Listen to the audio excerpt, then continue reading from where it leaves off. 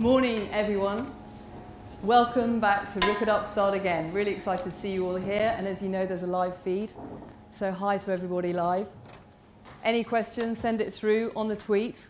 I don't have the clicker, guys. Rip It Up, the event. Please retweet for us. So Rip It Up, Start Again I started back in April 16.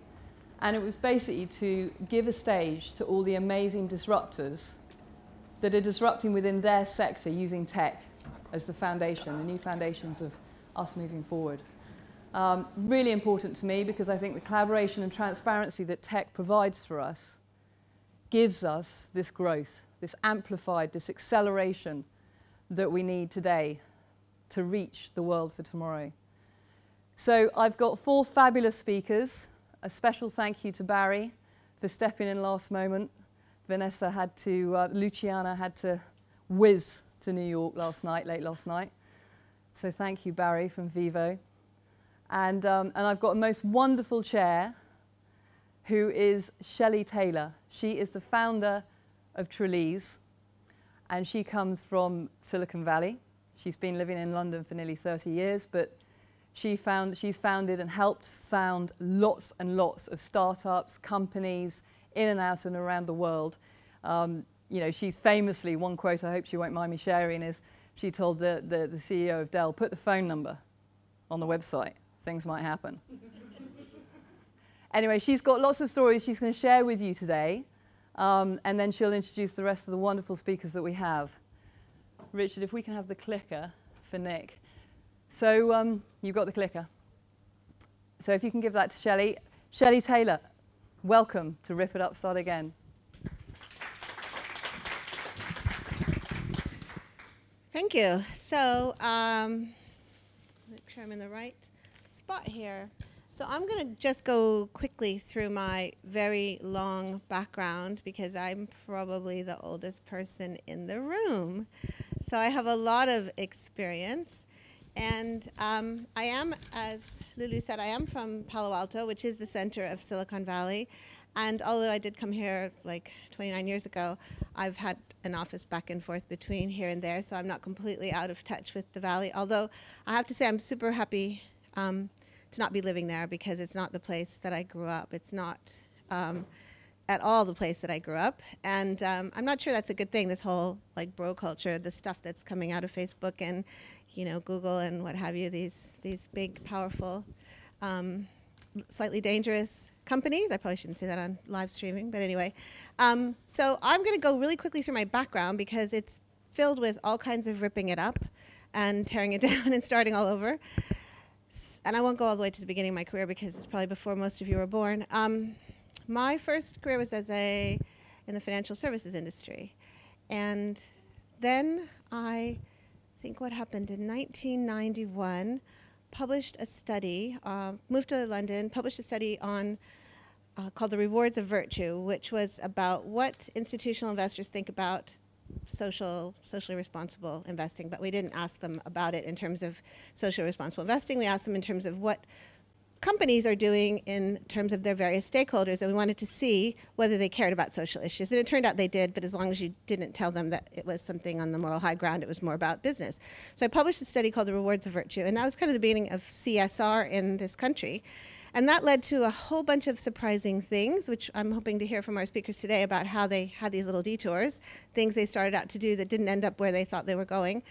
One of the things in this study was a little matrix that we did that showed annual reports, what the content in the annual report was regarding various social issues. So it was a cute little matrix. It was on one page in this like 300-page study.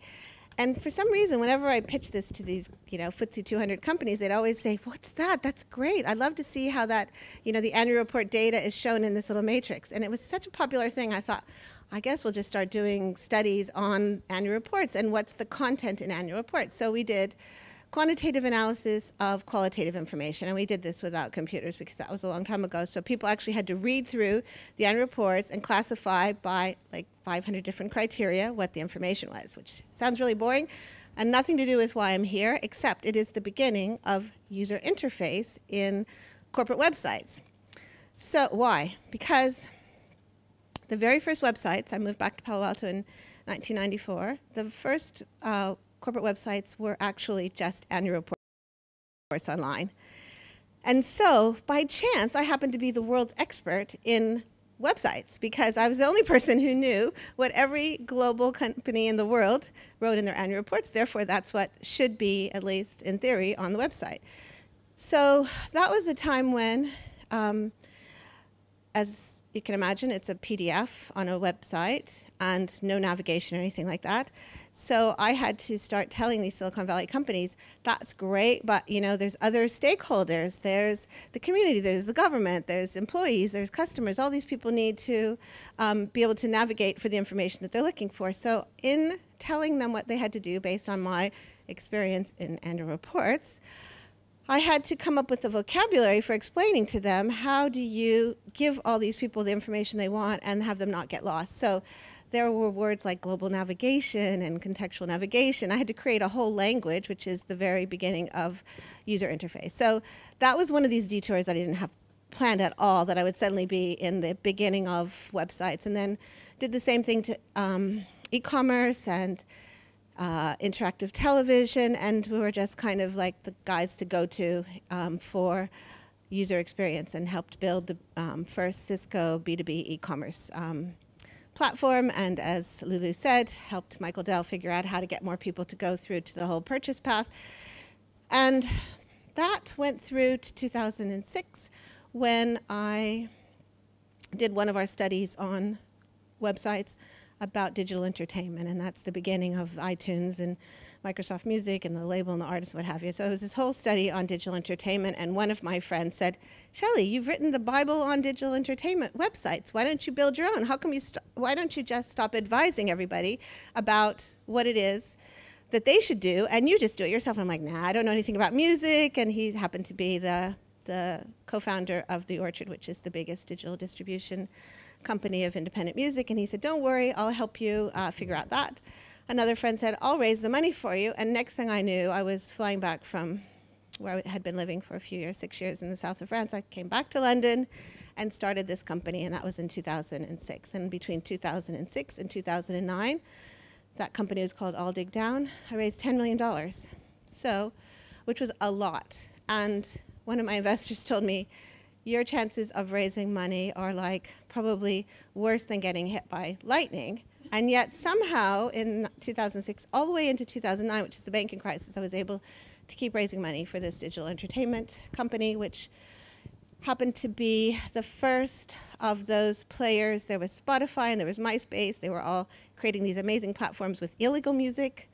And so my mission was to pay artists for their creative content. And so we were the first to license music to have on your digital players. The first that the big labels would allow people to buy like on different devices. It was like a huge deal at the time. It was big, successful social network meets music.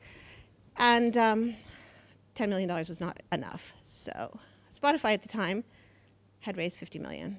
And I was competing with iTunes, Spotify, and MySpace. And so my biggest failure in my career was I had to wind up a perfectly successful company because I couldn't raise $50 million in the middle of the banking crisis. So that's my really big, I mean, I've had many other failures. So then what do I do? I'm like, I don't know what to do. I never want to work with the record labels again. I'd spent $2 million on legal fees to do this legal licensing, right? And I'm not Spotify, and I didn't make any money out of it. And it's really heartbreaking. So I'm like, I don't want to do that again. So what do? I thought, you know, Facebook is starting to look like they're not going to be allowing people to access the email addresses of the fans that they sent to Facebook. Remember, I worked with these big record labels and all these artists, and so I thought, you know, artists are going to need to own their own channel because they can't really count on being able to get access to those email addresses anymore. So I thought, I know, I'll build mobile apps for artists. I know the people in the music business, and that sounds like a great idea if they can own their own channel and they can communicate with their fans on their phone. And imagine if you could draw a little circle around the neighborhood of the Cow in Notting Hill and say, we're going to be doing a pop-up gig at the Cow tonight to my fans as a musician, and then the people who are in that area can come. And I thought, this is a brilliant idea. They can monetize their fans instead of letting Mark Zuckerberg monetize their fans. And I thought it was a brilliant idea. So we started 4 years ago building apps for people who had big communities. And you know, like Beyonce had sent 30 million fans to Facebook, and actually 75% of the people on Facebook up until a few years ago came from these musicians and people who had these big fan bases. And I thought, this is going to be a massive opportunity.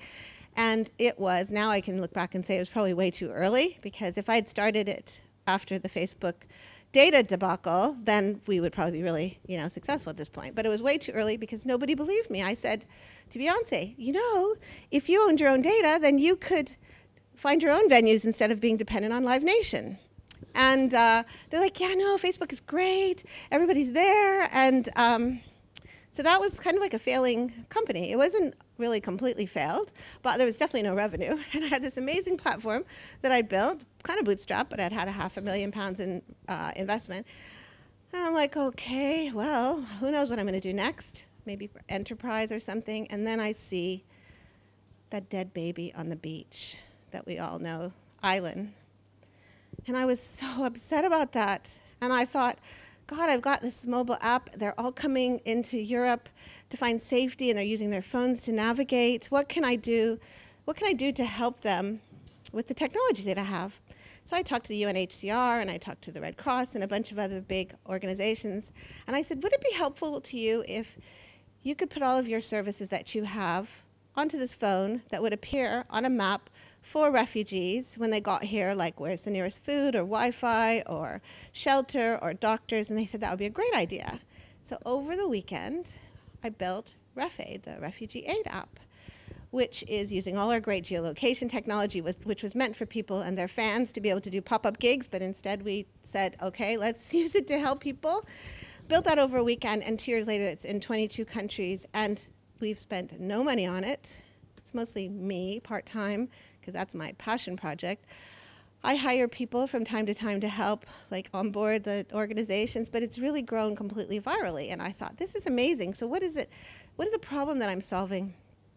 The problem I thought I was solving was helping refugees find what was nearest to them. But in order to get there, the nonprofits had to have a list of all the services that they had with addresses. Otherwise, it wouldn't show up on the map. So I go to them, and I won't name names, and I say, okay, so you want to be on this platform with your services. Can you just give me an Excel or some kind of a data dump of your services? And the first one, which was a huge one, said, yes, we'll give it to you. 6 weeks go by, and I say, okay, so did you change your mind? You're not interested in being part of this exciting launch to help refugees? And they said, oh no, we're calling each office, and they're having to make a list of the services that they have because it was not written down anywhere. There was no Excel, there was no database, there was no post-it note, there was no white piece of paper on the wall with the services. And this is like that particular one, probably their budget is a couple $100 million a year. The only thing they have to do is deliver services to people, and they had no database of it. And I thought, okay, so the problem we're really solving is taking an industry, a sector, which is public services and community services, and getting them into the 21st century. So that was another one of those weird detours that I didn't plan to do at all. And so today what we have is a platform that helps nonprofits and government publish, communicate, collaborate about their services to the public and with each other. So it's collaboration and coordination software, and then it's publishing to a mobile app, the RefAid app. We launched Life Spots, which is for all of us. If you need to find a carer for your grandmother because you have to go to work and your mother dropped your grandmother off at your house, you can find a carer for your grandmother. If you have a disabled child and you want to find the nearest park, you can find the nearest park with disabled facilities. If you're homeless, you can find the nearest shelter or the nearest food bank. And that kind of grew out of this passion project, which is RefAid, and that's our new commercial product. And it's going live in Africa, oddly enough, the UK and various African countries for the international NGOs to help coordinate their services, and then in Europe to help all of us, but mostly in the UK to start with, and then all over the US, and that's gone live in the last few months. And so that is totally a random walk. complete detours and no plan whatsoever, from 4 years ago when I started these community apps that nobody wanted, all the way to today, which we have now. We're in the software as a service business. So that's my that's my story, and there were so many failures and detours and like unexpected things, and those are the kind of things that I want to hear from the speakers. Is like, what are you doing now? How did you get there? Was it where you started out to go? What was the detour like? What is kind of the theme, the universal theme that has driven you through all those businesses? What I didn't realize is that I was always an activist, and I was always doing passion projects and business that had like some social good. And I'm a hardcore capitalist from hippie parents, but I'm really a hardcore capitalist, and yet somehow I keep going back to this theme. And so I feel like it's totally random. I want to hear about your the randomness of the achievements that you've had. And so that's my story. So I am now ready to introduce our first speaker, which is,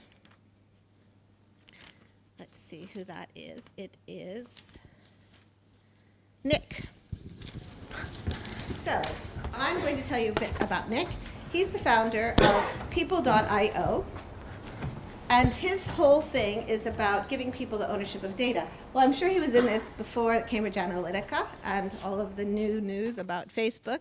So he's now somebody who finally is in the right time and place with his business. He has an advertising background, which is a kind of a common theme here. And but he's a non-technical founder, so that'll be interesting to hear about. He says he loves to say, "I told you so." So that means he's always right, and we're going to try and trip him up today and see if we can find out where he is not right or where he could take a little input from others. So welcome, Nick. Thank you. Good morning. Sorry. So yes, founder of people.io.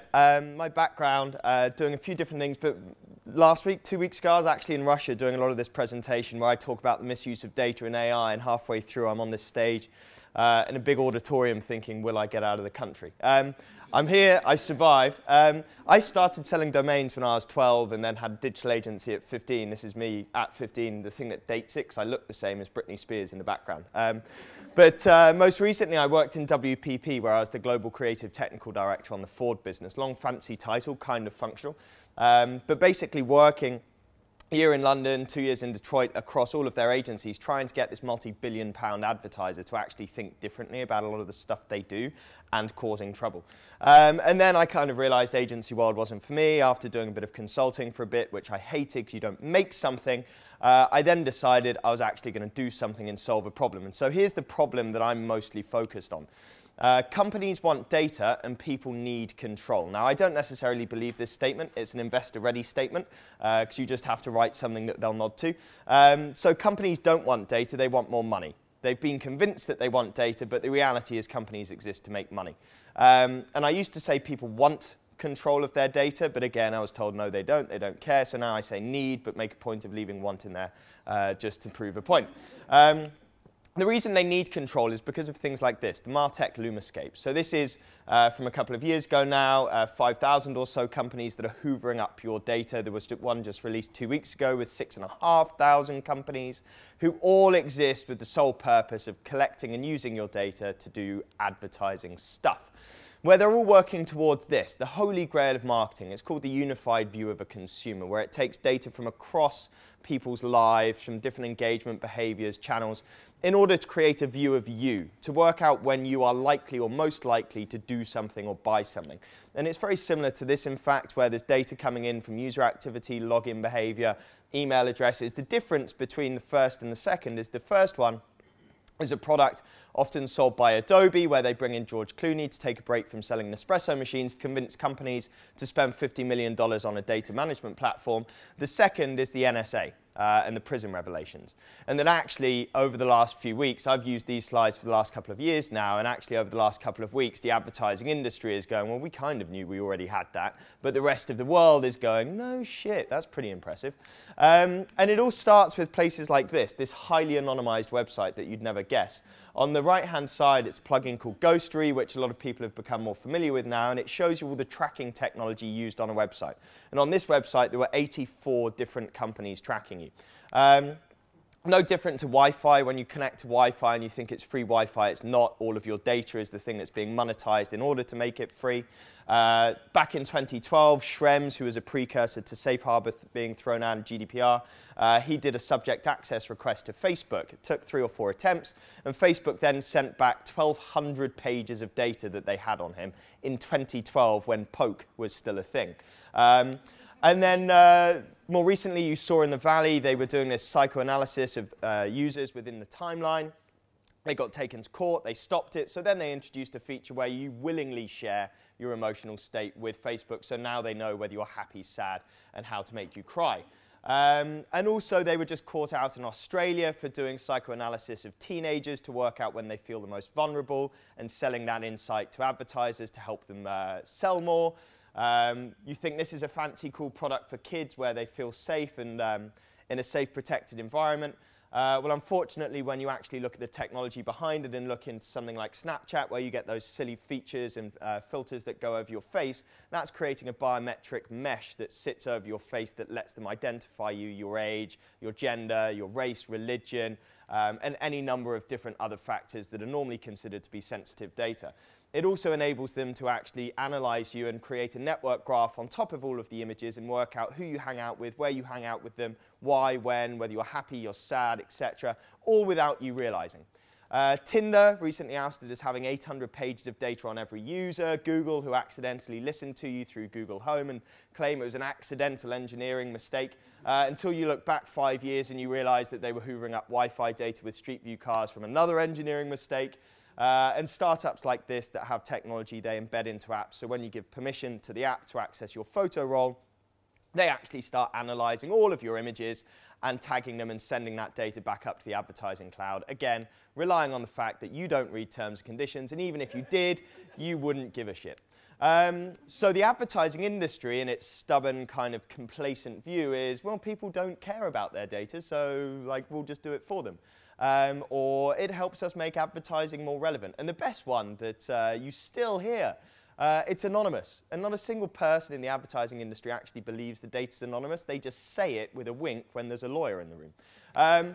And that is the biggest failure of the industry. But that's from a consumer's point of view. It's pretty alarming from a consumer's point of view that that's going on. But from a business point of view, surely common sense should prevail.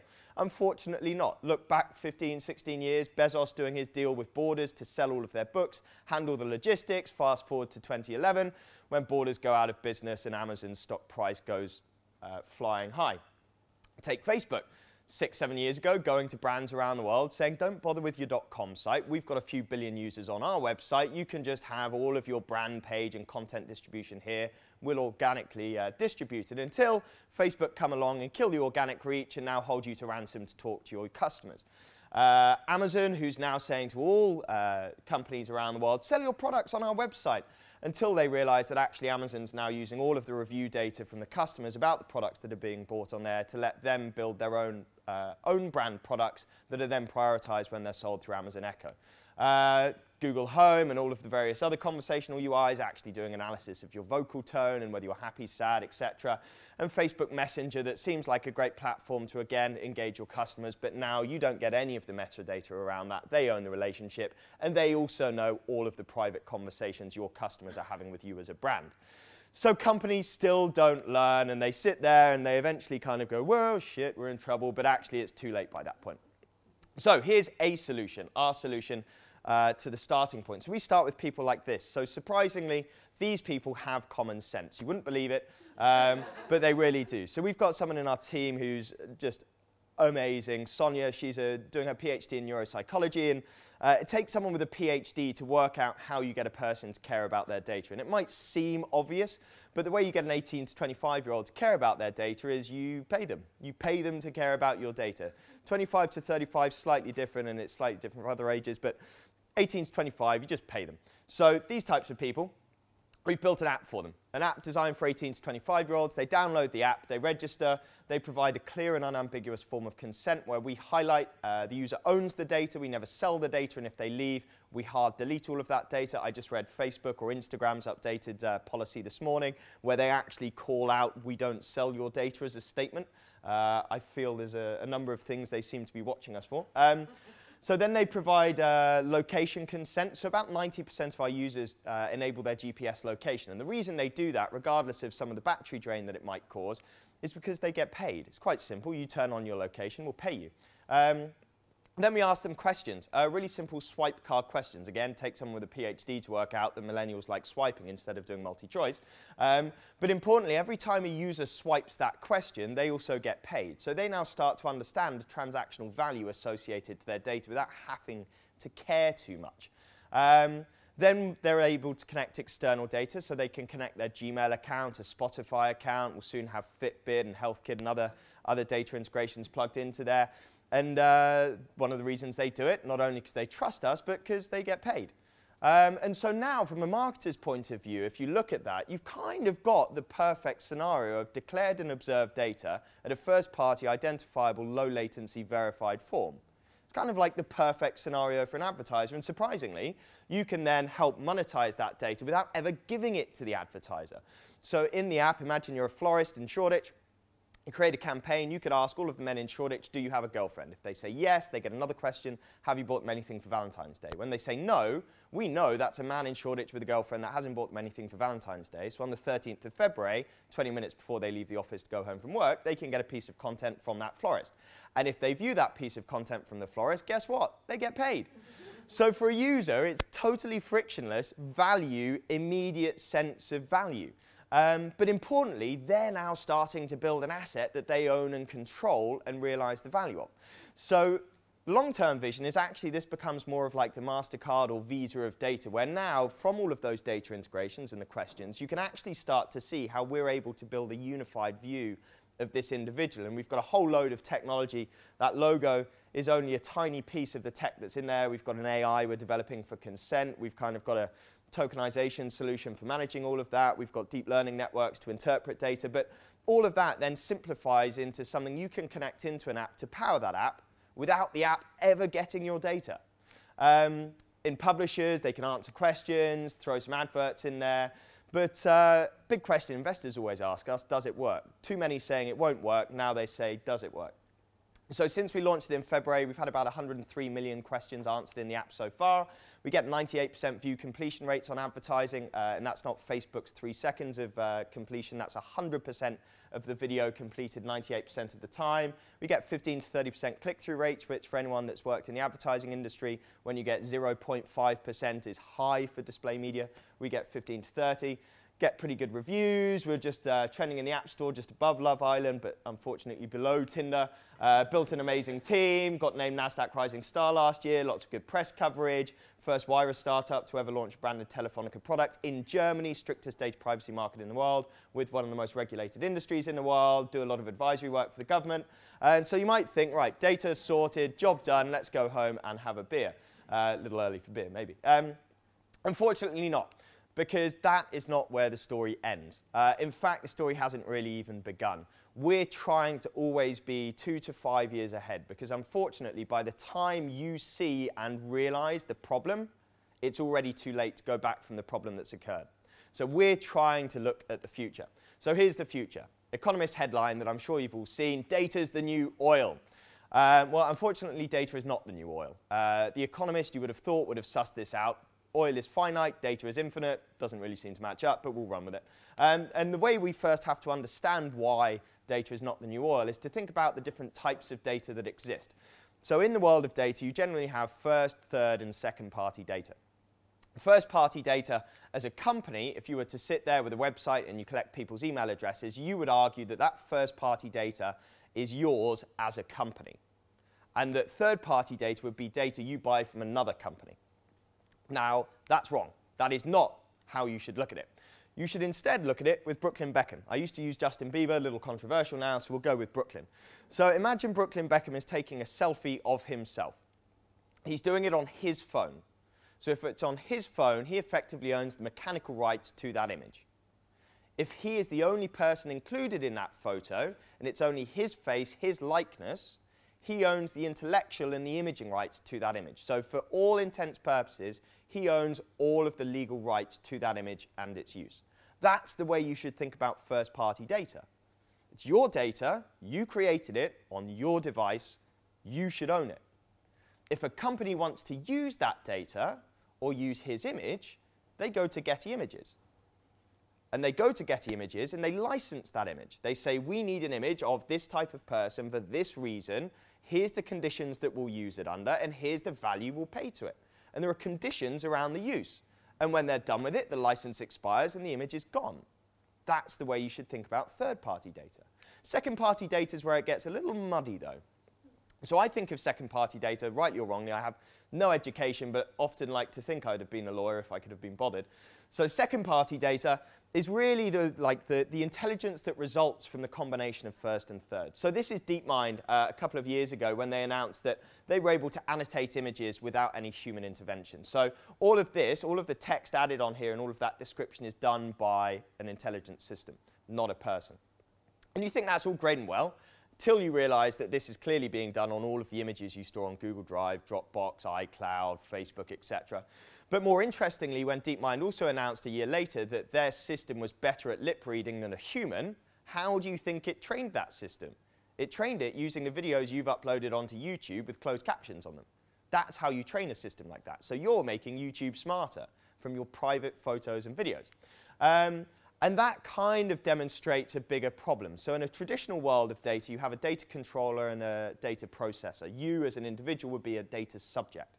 So to explain that, think of a data controller like the Royal Mail. They've got a big database of all the people in the UK and all their addresses. Data processor would be someone like Domino's Pizza. Domino's Pizza would go to the Royal Mail and say, I need a mailing list to send 100,000 people some flyers about pizzas. So the Royal Mail will sell them some of that data. Domino's send that direct marketing. Then they delete the data as part of a condition. That's fine. Controller stays in control of the data and the value that's associated to it. The problem in a world of AI is knowledge is residual. So even after the data has been deleted, the intelligence is retained. And that's a problem. Look back a year or so ago when the NHS gave all of that data to DeepMind, a couple of million patient records. 6 months after they did it, the government said that was illegal. You shouldn't have done it. Great, good, fantastic. We'll delete the data. We're really sorry. Well, hold on a minute. DeepMind is still smarter. So let's think about this. So if the value of an AI is largely determined by how intelligent it is, and its intelligence is derived from the data it can train itself on, DeepMind, after getting that data, might be $50 million more valuable. And in 5 years' time, if it cures cancer in part because of that data, it's now $100 million more valuable. So then they sell that cure to a pharmaceutical company for $500 million, who sell it back to the NHS for $1 billion. Who pays for the NHS? You do. But because your data was decoupled from you and taken away from you in an anonymized form, or because you didn't have the control over it, you are now losing the value of the most important thing in your life. But it starts with a lot of the brands. A lot of the data Cambridge Analytica was using wasn't just that psychoprofile data that Facebook had given them. It's third-party data they'd bought. All of the banks in the UK are scared to death. Facebook is going to kill them. Facebook's got a money license already, and they're applying for a European banking license. But when you sit in a room with the big 5 banks, and they're so worried about that, you point out on their website they've got Facebook tracking pixels. They're giving all of their customer data to Facebook. And then you look at Volkswagen. The car industry 5 years ago ran scared because they were going to embed Apple and Google systems in their car to save the development of their own, till they realized Apple was building its own autonomous car. And the data from that was going to help them do it. But no, wait, hold on. The German Volkswagen website has 43 or so different trackers on there. So all of their customer data and targeting is all going to those companies anyway. And they all do it because they say it's anonymous. It's fine. We've anonymized the data. Well, AI never gave a shit about your name anyway. AI only cares about that number that we currently argue makes data anonymous. So long as that number persists across a set of data, AI detects the patterns, and those patterns are your identity. Those patterns are you. Now, I'm sure you've seen the film Her. Normally I play a trailer, but there's no sound. So it's a film where this guy, Joaquin Phoenix, falls in love with an AI. And he falls in love with this AI because the AI knows more about him than he knows about himself. Doesn't end very well, but that's the general principle. And it's a Spike Jonze love story. It's a happy, happy story. So if you take that as a principle, this AI, it knows so much about you, it can kind of basically get you to do things. Let's use bouncy castles as an example of that. Now, I don't want to buy a bouncy castle. I haven't really got space for it anyway, but I don't want to buy one. The perfect marketing solution, and an advertiser or a brand with enough data and the best system would effectively argue that they would know so much about you, or me, that they could convince me to buy a bouncy castle. Whether that's working out how to change a headline into a form or a structure that makes me feel I need it, or if I'm so up for showing off bouncy castles to my friends, it would change the headlines being, you could show this off to your mates, and that would be the thing that convinces me. The idea is you would know so much about me that you could phrase it and visualize it in a way that makes it compelling to me, to the point where you as an advertiser now choose whether I buy that bouncy castle or not. Because I as a human no longer have enough perception to know what you're doing. But then take that Tinder example. 800 pages of data, it's like, well, what's Tinder doing? Fun app, dating, great. Till you then think, okay, well in the profile, there's the option where you can tell it to choose and optimize the photo that's shown to everybody else. And where that photo is then placed in the sequence of other photos for the people that see it. Knowing that actually someone swiping right to you may be relative to the 3 people that came before you. And that actually choosing what time of day that photo gets shown, the area that it's shown in, who it gets shown to, all of that is coming from the data where they now start to manufacture the serendipity that chooses who you love and who you hate. It's an indirect consequence that people don't even think about. We've already seen the elections as an issue where the data has been misused to create an effect on free society and effectively get you to vote in the way they choose. And health. If Google, just from the way you search or the websites you go to, can determine that you have a certain medical condition, that medical condition could have an effect on you in 5 years, or even right now, who now chooses whether you live or die? That decision is no longer in your hands. So it seems fun and simple in the love film Her, it's great. Her is just another manifestation of Minority Report. It's pretty scary. The guy that came up with a lot of the concepts in this is Jaron Lanier, who coined the phrase virtual reality in the 70s, has written a book, Who Owns the Future, preeminent researcher at Microsoft. He's incredible. But this is no different to Her. And so to explain that, I use fridges, because the reason it's no different is just perception of what is good and bad. Everything is relative in a world of AI and ethics. A fridge is only cold if it's hot outside. Something is only bad if someone else believes it's good. You as an individual believe something to be good relative to someone else thinking it's bad. And so actually, when you start to think about GDPR, this stuff that everyone is banging on about and all of those things around like giving people consent, GDPR is already the future of the past. You have to look way beyond it. And one of the primary reasons GDPR is the future of the past is because consent is dead. So if GDPR's core construct is empowering a consumer to choose and make decisions about what they do with their data, let's look at an example in the States where I think it was Google created a chatbot, 2 chatbots, that spoke to each other. And it ended up creating its own language to talk to each other. And the engineers had to shut it off because they had no freaking idea that was going to happen. So if the smartest people in the world cannot comprehend the potential outcome of data being put into an intelligent system, how the hell is a naive consumer meant to provide a clearly given, unambiguous form of consent to the use of their data in a system? It's impossible. It's totally impossible. But more interestingly, it doesn't frickin' matter. So if you can walk into a room 5 years in the future, if you can walk into a room with IBM Watson in the room, and just from looking at your face, Watson knows that you've got a heart disease. When did you ever give Watson permission to analyze your medical data to make that determination? You didn't. It doesn't need your historic data because it's been trained to detect the patterns that would let it know that without seeing the historic data. So at that point, what is consent? The model of consent is inverted, in that actually consent is no longer about your willingness to outwardly share data, but actually you're permitting the use of the intelligence to have an effect on your life that has resulted from other data. But that's a really interesting scenario because it's paradoxical. Because how can you tell Watson to tell you you've got a heart disease unless you first know Watson knows that you've got a heart disease? But if you know Watson knows, why do you need to tell Watson to tell you? It's a paradox. The only way to break the paradox is with an intermediary. But that intermediary has to be as smart as the adversary.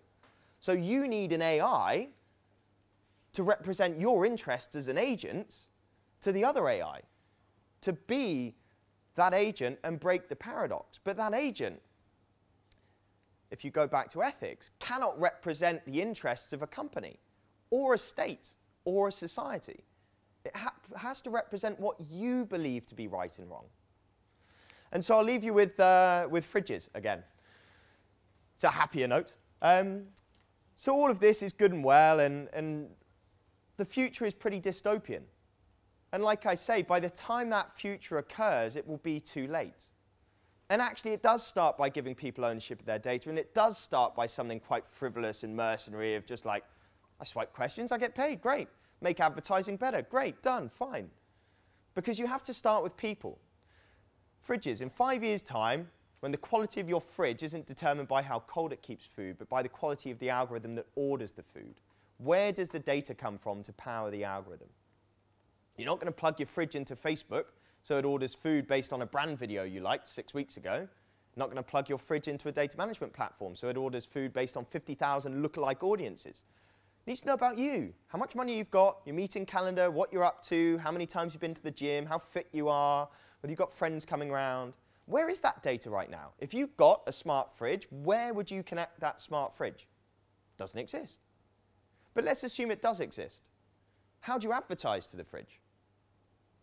So when the fridge is making all those decisions for you, what is advertising? Display media doesn't friggin' matter anymore. Content marketing doesn't matter anymore because your fridge is ordering the food. So now, what is advertising? And that is a question I will leave you with. Thank you very much.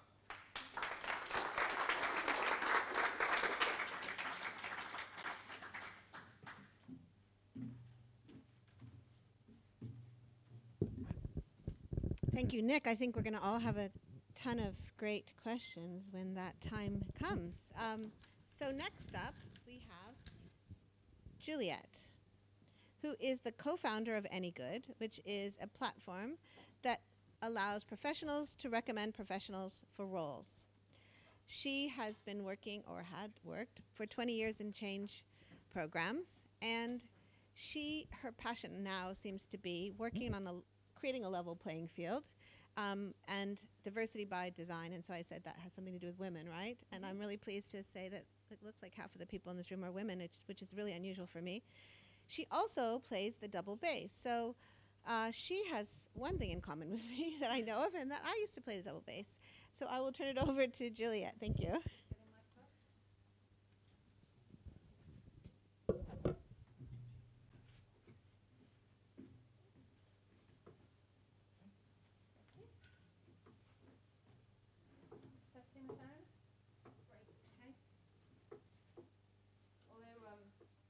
Mentioned that I play the double bass. That's a little bit far at the moment. I'm learning the double bass, but I don't want anybody assuming that, that there's going to be any gigs at any point anytime soon.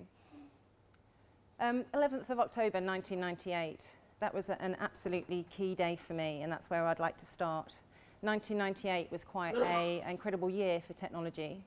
I don't know if anybody remembers the old original iMac, not the thin one, but the bigger one. That's when that was launched. PayPal was also founded in 1998 as well. And for me, the reason why it was so key was because I was involved in the launch of Egg. Egg was the first internet bank, and the 11th of October was the day of that launch. And that really stayed with me in terms of the bold challenge that was taken on by the team and the inspirational leadership that were around at the time. And from that date on, that's really kind of set my career. And I wouldn't say it was on a specific direct path, as we often know they take many different paths. But it certainly set me up for bold challenges and not being prepared to stay with the status quo. The types of leaders were around at the time. The leader of Egg was a gentleman called Mike Harris, who was an inspirational leader. He was also the leader of First Direct. And he created an environment and a culture which was one where ideas were truly valued and innovation was just part of the course. Challenges were taken on and you were expected to challenge the norm at every opportunity, regardless as to who you were within the organisation. And so that was something that really stuck with me throughout the career after that.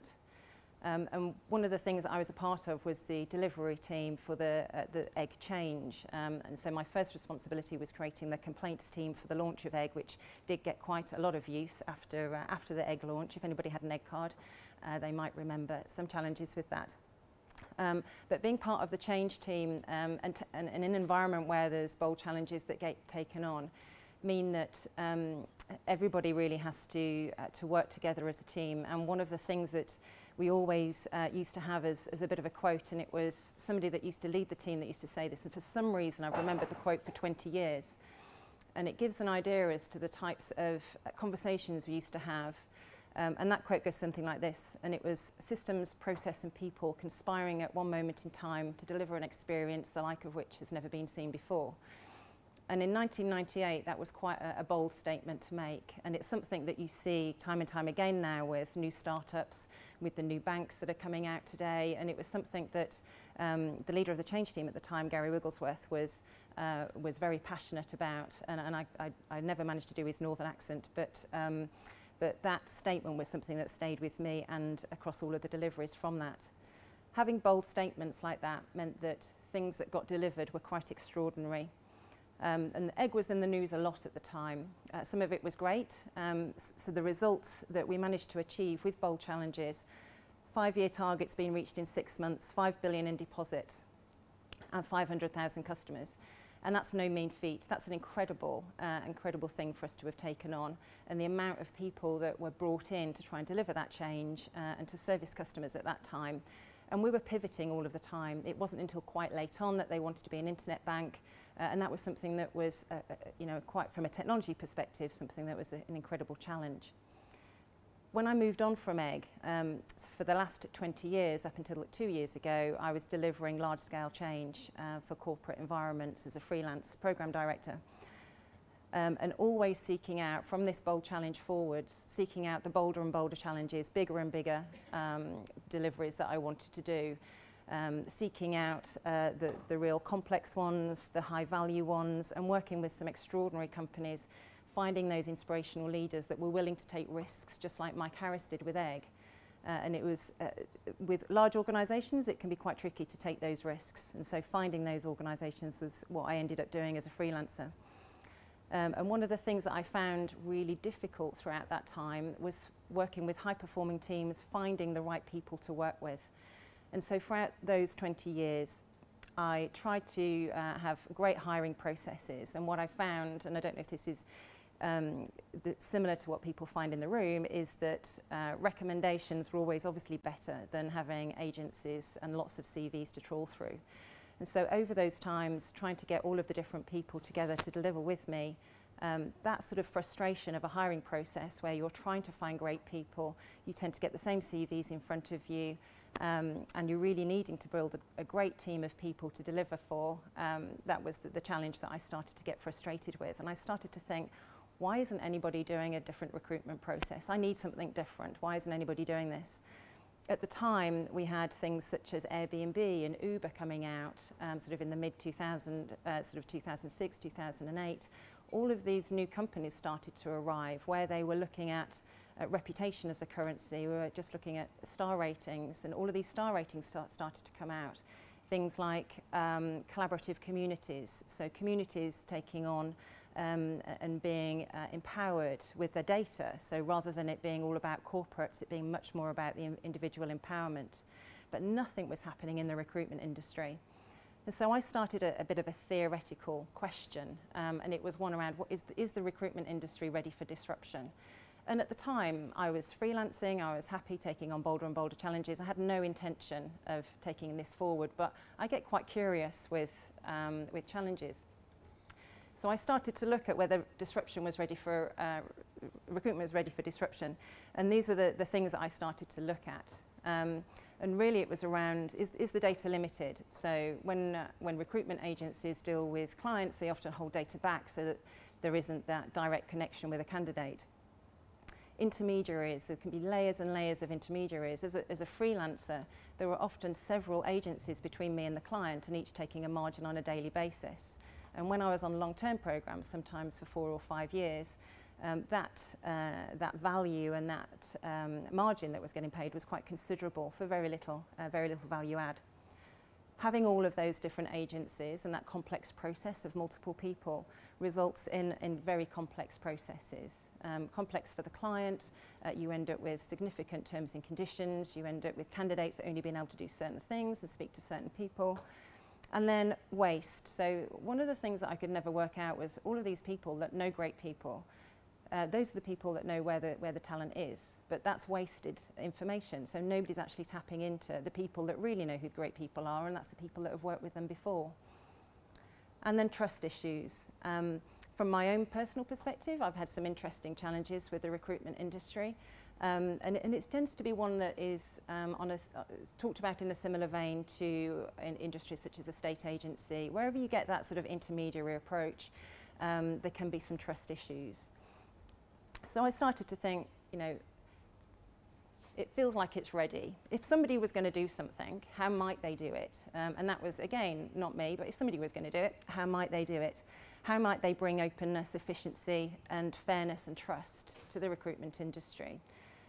It started to sound like the kind of bold challenge that I might like to take on at some point, but we started to think about it. And so I started to look at converting all of these things that I saw was wrong with the industry and why it was ready for disruption, converting those into the reasons and the solution as to what it might need to be like. So providing clients with access to the data, with access to candidates, providing candidates with pure access to the clients, and just really allowing those two contacts to come together. Removing the need for an intermediary, so providing a platform where people can just come together and they share the information and allow them to move on without that complexity. So simplifying the process, not having all of the different people involved, simplifying it so it's just a straight two-way conversation. And making the most of the information that's out there and connecting the people who have got the best information about candidates with the clients that need it. And trust for me is really the biggest thing. So trust was really something from a business perspective that I felt that organisations were starting to layer in to their propositions. So where you look at Airbnb, you have to trust the host, and the host has to trust the person staying, and the same with Uber. Uber drivers are being rated, and so are the passengers. And people needing to trust the organisations that you're working with. And not just the trust between the two organisations, but also what is the leap of faith that people need to make to trust a platform in its entirety. And so we started to look at some work by a great person called Rachel Botsman. And if you're interested in collaborative communities and reputation as a currency, then she's an awesome person to look at. And she has looked at and researched collaborative consumption, and basically, and she's obviously talking a lot about Facebook at the moment. What she's saying is the real disruption isn't about technology, it's a profound shift in the way we think about trust. And what she talks about, and this was really the thing that resonated with me when I looked at recruitment and where it could potentially go, was previously, years ago, we used to trust people within our own villages and in our own towns. We used to trust the local sellers and our neighbours for things. Then we moved to large corporates, and we started to have trust within the large corporates. More recently, that's been breaking down, and so we have a very different trust model that this is moving towards, where it's a distributed trust model, and that's where we start to trust strangers better than we trust corporates. And that's a fascinating shift in terms of where industry is going generally, and something that you see coming out time and time again. We saw it in presentation earlier, where you move away from trusting the large corporates to trusting those people that you've never even met. The thing that your parents told you never to do, don't get into a car with a stranger, now we do that all of the time.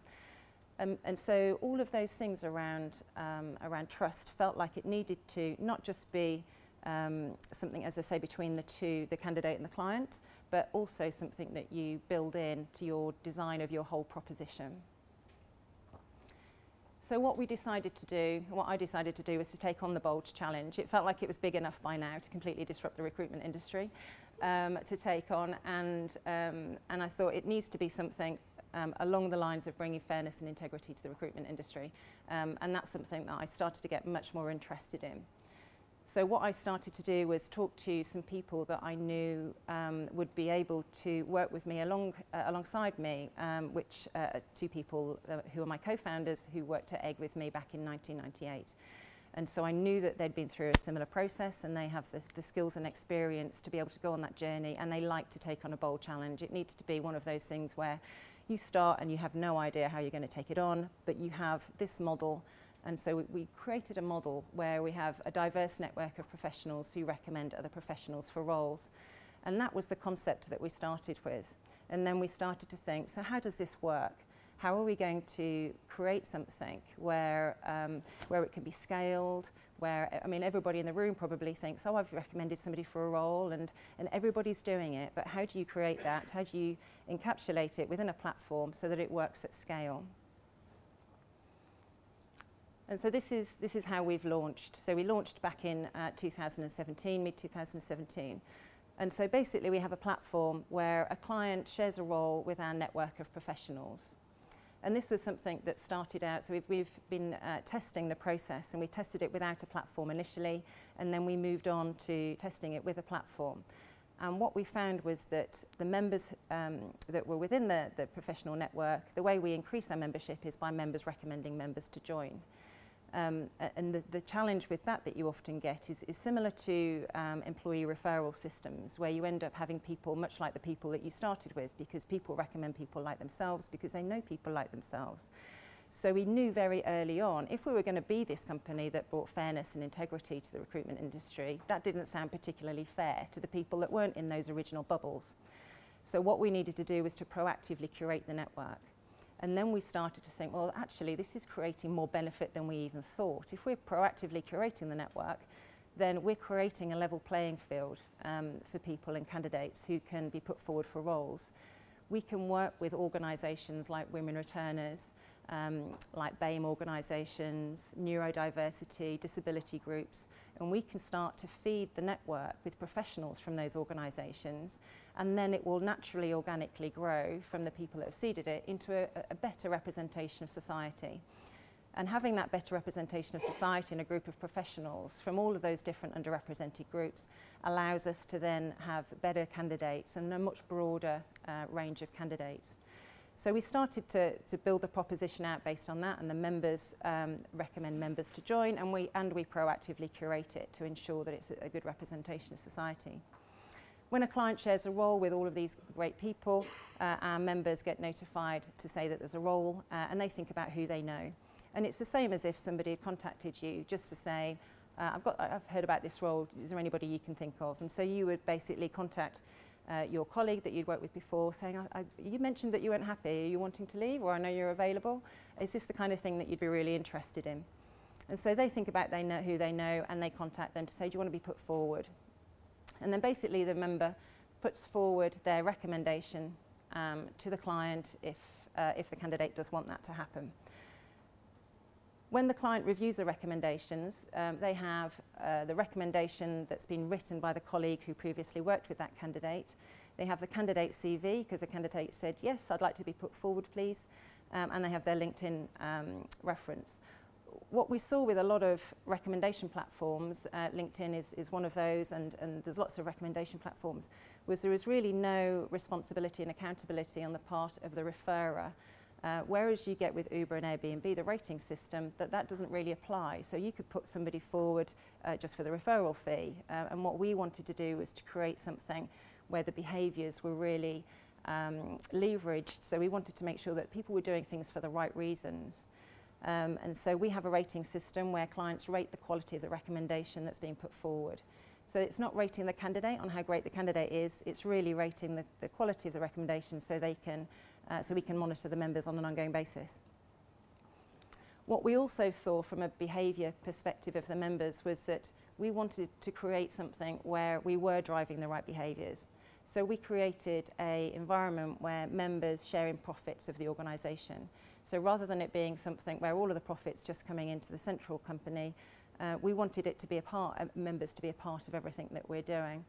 So when a member recommends a candidate or when they recommend a member to join, if those things go through, then they get a network share, and we share a percentage of profits on an annual basis with our members.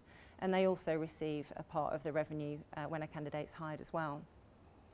So the client basically has this list of people. They think about, okay, let's shortlist those. They can go through the CVs, and they've got all of the information at that point. So we haven't altered the CV. We haven't managed it so that it looks much more like the role profile, like I've experienced with some agencies. And they have all of the details to contact the candidate, and we just basically get out of the way. And they take it forward with the candidate. If they choose to hire them, then they would pay a fee, and that's a flat fee of £6,500. So we don't have any kind of margins. Basically, we do the same role, regardless as to what the job is that we're advertising. So we feel as if it's a flat fee is much fairer in terms of the value that we're adding. So currently on our platform, for example, we have a role that's for a finance officer role, which is in the region of 400,000 to 500,000 salary. They will pay £6,500 for the candidate that we hire as a result of that. We also have chief technology officer roles, we have project manager roles and sales roles, and all of those will pay the same amount. And then the candidate, if that candidate is hired, they pay the fee, and £1,500 of that goes to the member that recommended the candidate.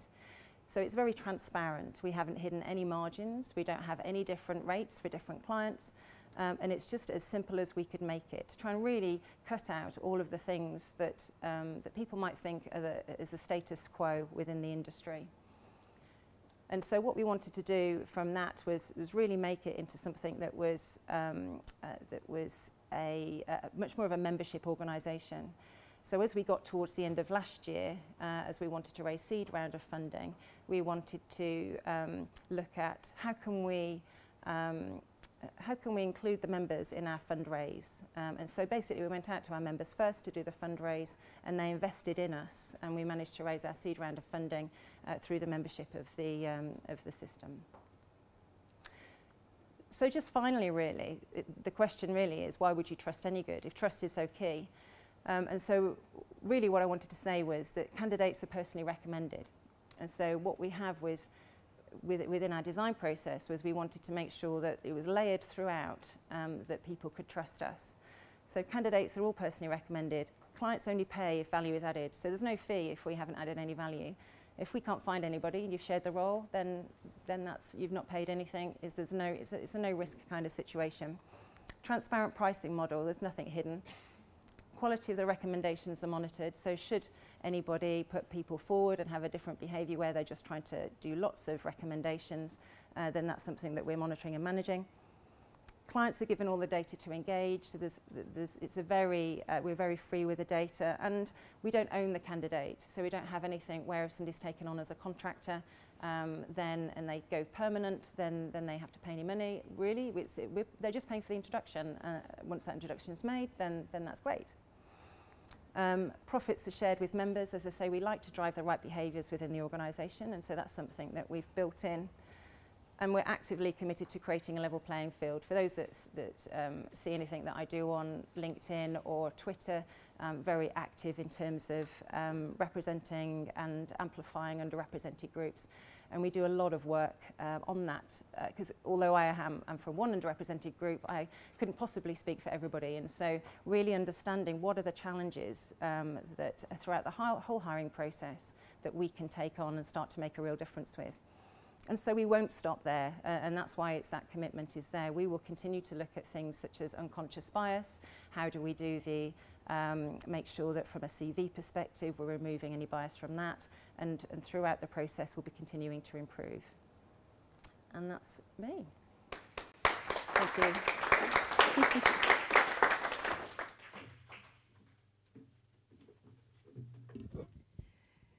Thank you, Juliet.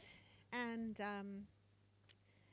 Egg, that goes back, that brings back a lot of memories. 1998, that was exactly 20 years ago, wasn't it? Yeah. And a lot of people in here were not around doing this kind of business in tech. back in 1998. So I'm going to be asking you at the question time a little bit about the lessons that any of us might have learned in those days, because we keep repeating the more things change, the more things stay the same. It doesn't really seem like there's been a huge amount of progress in the last 20 years when you look at it from one perspective. And the technology, okay, we have faster bandwidth and what have you, but yeah, so I think we have an interesting conversation there going. We are now waiting for Barry White to get mic'd up, and it's not Barry White who's going to be singing to us with a deep, sexy voice. It's Barry White, who is the founder of Vero. So this is all about virtual reality.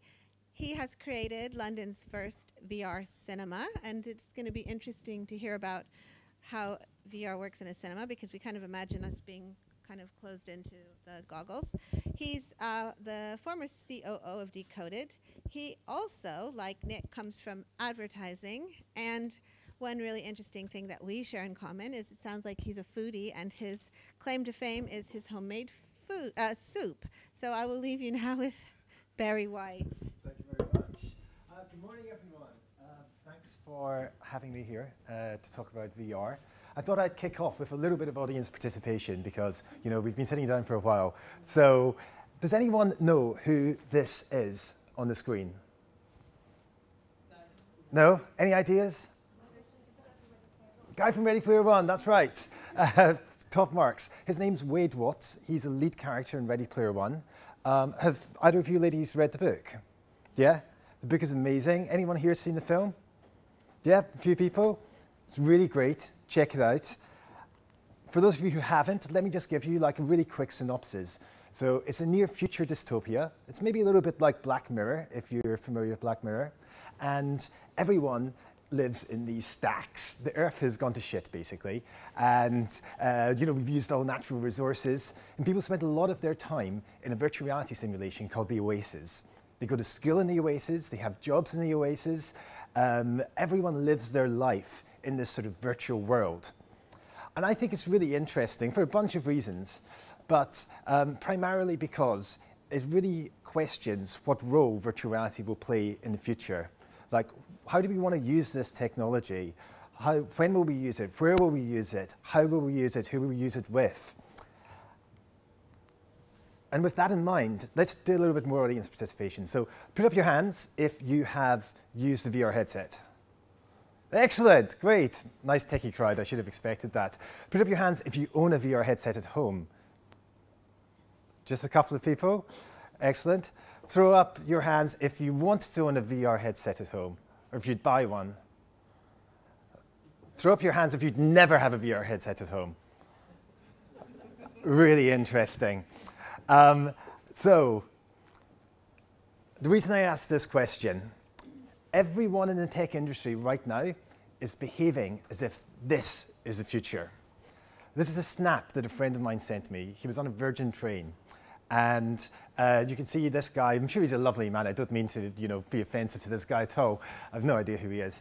But this guy was sitting on a train with a headset on, engaged in whatever VR app he was using. Great, fair enough. But everyone in the tech industry is acting like this is going to be an everyday norm, that people are going to buy their own VR headsets, go to app stores, download and pay for VR apps, and jump into their own little world wherever they happen to be.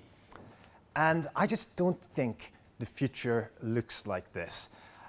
I think everybody enjoys VR experiences, but they don't necessarily want to engage in them wherever they might be. People still like interacting in the real world. And this is actually causing quite a big issue. This is actually quite a big issue for the VR industry, because lots of people are developing VR apps on the expectation that there's going to be a massive user base who they can sell those apps to. And we're seeing VR developers really struggle to monetize their creations. And it's starting to hamper creativity in the industry. VR developers need new channels to monetize their content. And similarly, you know, this isn't just about trains. This is also about the home. So I went to a talk by the head of PlayStation VR in Europe. This was around 18 months ago. And he showed a slide just like this. It was his vision of the future family living room, the vision of like the future of like what people do after Sunday lunch. And he wasn't joking. There was no irony in it. This was actually what he thought the future was going to look like. Everyone with a PlayStation VR headset on. And I don't know what your family was like, but like that would never have happened in my household growing up, and I can never really see it happening in most households. This here is not my vision of the future. Like, do you mean seriously? Funnily enough, if you actually want to like have a laugh, just go to shutterstock.com and search for VR Family, and there's lots of really, really, really good stuff like this out there. It's amazing. However, people want virtual reality. This isn't to say that people don't want to engage in this content. It's just about where we'll do it. People want to have a shared experience with other people. I passionately believe that virtual reality should be a social experience. Most households, even if they do buy a VR headset, and I think we've got around 3 households here that might, they only ever buy one. So are you ever going to go back home and engage in a VR experience, watch a VR film with your partner, your wider family, with your friends? Probably not, because even if you are predisposed to sitting at home on your sofa with a headset on, you're probably only going to have one of them. And that's just not how people like to enjoy content. That's why we're creating Vero. So our mission is to take VR out of the tech world and into the real world. And we're doing that by opening London's first virtual reality cinema. I should probably explain what I mean, both by virtual reality cinema and virtual reality film. You can do lots of different things with virtual reality. In fact, in keeping with the theme of audience participation here, so most people put up their hands earlier when I said, have you tried a VR experience? Put up your hands if it was a VR game. Yeah, put up your hands if it was a VR film. Yeah, and maybe it was, the rest of you, it was an experience, something like a roller coaster simulator or something like that. So there's lots of different things you can do with virtual reality. And gaming is a market full of early adopters. So we've seen some really exciting virtual reality games. But how many people play video games? It's a niche. It's a very, very profitable niche, but video games aren't mass market. Film, on the other hand, is mass market. Unlike video games, which is, is a sort of active form of entertainment, film is a much more passive form of entertainment. It's something you do on a Friday night after you've had a really tiring week. You kick back and you watch a film. It's much, much, much more mainstream than gaming. Within the virtual reality space, film is very, very nascent, but I strongly believe it's going to be the vertigo that takes VR to the mass market. I think film is going to be what people the mass market naturally flocks to in the VR space. And VR film, what is it? It's basically using virtual reality to tell a story. So just like film, a conventional movie, uses film footage to take you through a narrative, VR film tends to be shot using 360 cameras, and it places you in a situation where you can observe a narrative. It's always quite difficult to explain VR film. It's much easier just to put a headset on someone and get them to check it out. I've got a headset with me if anyone wants to play around later. But here's a way to think about what VR film actually looks like. If you imagine your favorite film and you imagine watching that film through the eyes of the lead character, you can look left, right, up, down. You're actually part of the story. That's what VR film feels like. And we're starting to see some really, really exciting pieces coming to the market. All of the world's major film festivals have VR categories. They've been going for around 3 years or so. And we're seeing lots of really, really great grassroots independent filmmakers creating great VR pieces. But chances are you've probably never really heard of them. And that's because there's nowhere for them to exhibit their work. If you have a headset at home, yeah, you can go to one of the few content distribution platforms out there. There's YouTube 360, there's a platform called Jaunt, there's one called Within. But by and large, that's not really how people watch films. People tend to go to a cinema, and if they've not had the chance to see something at a cinema, perhaps then they might go and watch something at home. Box office is still the primary driver of sales in the film industry. And that's why the VR film industry desperately needs VR cinemas. Right now, there's only one VR cinema in Europe. It's in Amsterdam. There are VR arcades popping up around the place, but they really cater to the gaming market. There's some really good VR experience centers. There's a great one at Westfield in White City called The Void. I recommend checking it out. They're a bit more theme parky, though. There are very, very few places out there where you can actually go and watch some of this great VR film content that's being created at the moment. And that's why we're excited to open Vero. How will it work? So, you're essentially in a room with other people watching the same film. Some people look at this image and go a bit like, huh, why would you do that? Everyone's got a headset on. You know, is this really a social experience? Well, going to the cinema, it's a big dark room. No one really talks while the film's on. This is just as much of a social experience as going to an actual cinema. The reason it's a social experience is everyone is involved in the same experience at the same time. We have a software platform we use that enables us to trigger the same piece of content in sync on any number of VR headsets. That allows people to watch a film at the same time as their friend, their partner, whoever they're going to the cinema with the other people in the room. This allows us to do some really cool things, such as shared audio. As soon as you remove the headphones, suddenly a VR experience becomes much, much more immersive. And it also allows people to interact with each other. We did a pop-up over Halloween last year. We called it Haunted Cinema. We did lots of VR horror shorts. And it was just extraordinary to watch the way people behaved, even though they had headsets on. You know, we had couples holding hands. We had friends hugging each other during some of the scary bits. And it was really quite amazing. This is probably a good point to tell you where we are as a business. So we're very, very young. The pop-up we did last October during Halloween was our sort of proof of concept. I was still working, you know, in another job at the time. It was my sort of side passion project that I'd been pursuing. And we're pleased to say that pop-up went really well. We've got a little video of it on our website if you want to check it out. So as a company, we're officially just 1 month old, and we're about to do our next big pop-up over London Tech Week. So that starts the 11th of June. If anyone's around in London, please come along, check it out. We'd love to have you there. Our business is primarily pop-ups, so we're aiming to do one of these consumer-facing pop-ups on a monthly basis from June onwards, with the goal of opening a permanent VR cinema in London by the end of this year. We also discovered a nice little sort of niche in events, so we were able to take our setup to any events, conferences, etc. If anyone's organising a conference, talk to me. But that's enough pitching of my business. Let me finish up by just telling you a bit about me, why I'm passionate about this space, and also just talk about a couple of things happening in VR right now, which just makes VR film really quite exciting. So this thing here, has anyone used this in the room? Yeah, I didn't expect anyone to say yes. It's quite niche. So this is a games console Nintendo released in the late 1990s. It was called the Virtual Boy.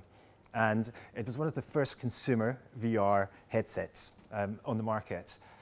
Total failure. Like, I think they sold around 5 units or something. In fact, it never actually made it to the UK. It was released in Japan and the United States. But I happened to get one of these in the late 90s. And I was just like really absorbed by it. I think I've always been the sort of person who's easily distracted, and just this sort of complete immersion and focus that virtual reality gives you just really, really spoke to me. So I've been, you know, really into VR for a couple of decades, and it's been really interesting. In the late 90s, VR was you know, a thing. It was great, getting bigger and bigger. You might remember movies such as The Lawnmower Man, and if you grew up in London, you might remember this place.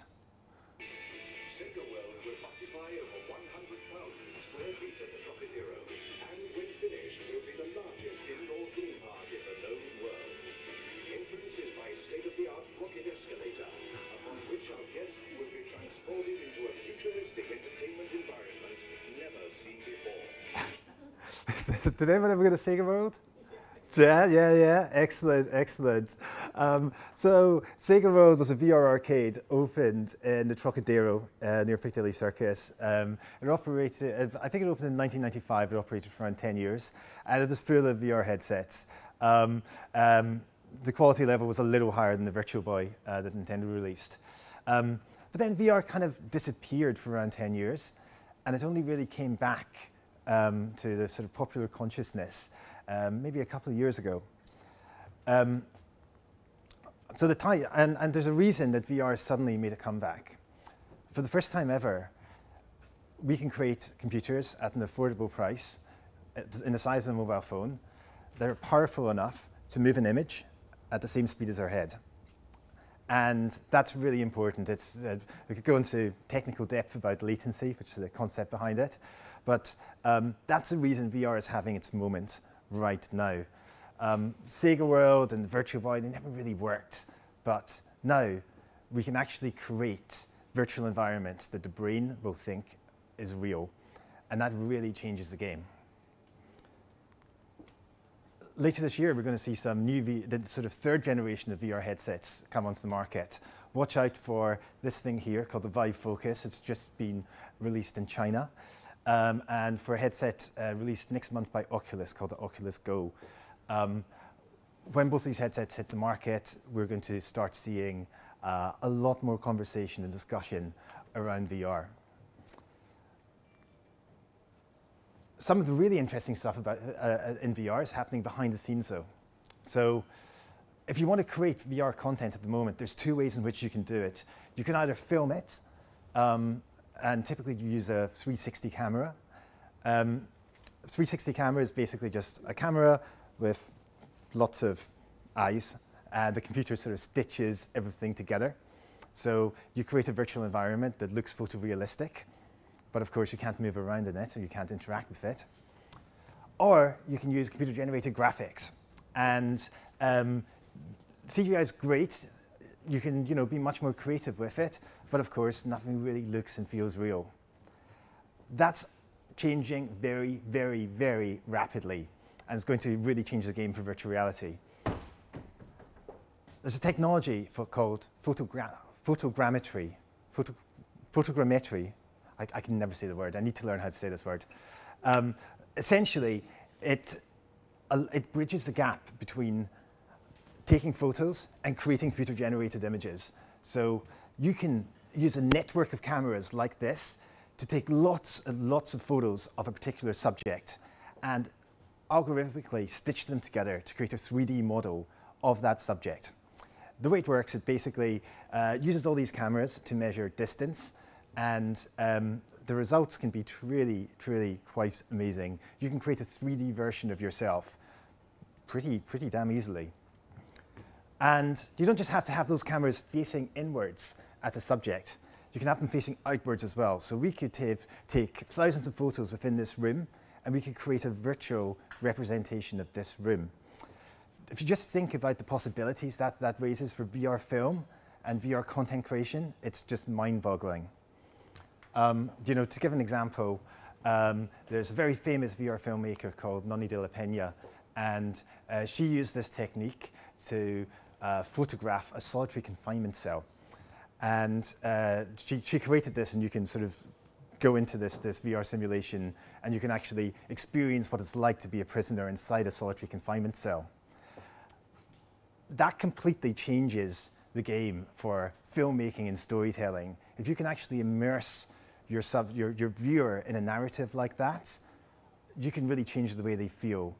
And that has profound implications for news. Like if you can immerse someone in a space and change the way they feel, just think about fake news and how potentially that could be used to manipulate people. So we're going to start seeing some really, really interesting uses of VR over the coming years. So that's all in the future.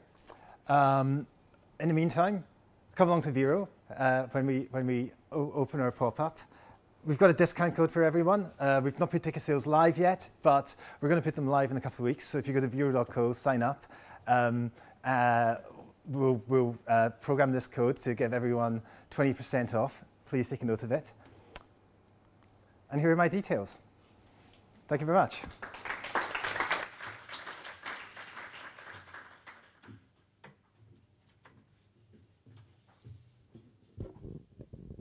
Thank you, Barry White. I think I was happier having your performance than even having had a song from the real Barry White. Well done. I'm really excited about VR. So what are we going to do right now? I think every one of our speakers is going to come up here, and we're going to get into some question and answers. And I have a lot of questions. I hope that you guys have some questions too. But if you don't, some of the things I think are much more interesting that maybe they haven't talked about yet, and it's the subject, or it's the host of this, this event, the whole subject of ripping it up. So what I'd like to hear in answers to some of the questions is a bit of reflection about the detours that you've made, the failures that you've had, the hardest lessons that you've learned, and all of this is because Lulu has gone to the trouble of creating this amazing brand of Rip It Up. If we don't talk about that a little bit, I don't know if we have succeeded. So let me start by asking each of you a few questions, and then we'll open it up to everybody to ask whoever they want to various questions, if that's okay. Is that fine, Lulu? Okay. So let's see. We started with Nick. And I had a question about, you're the one who said that this is going to be like the MasterCard of data. And we all know that debt has created massive problems in society. And I want you to talk a little bit, if you can, just briefly, about if there's any connection with, are we going to be creating like kind of credit reports for ourselves as individual data producers? And can we hack the system, knowing your system, that some kinds of answers get paid more money when we're monetizing our data? I think that we all know how we're being manipulated by data, but I'm kind of interested in the flip side of that, if you have any comments about this. Oh, sorry, I forgot that part.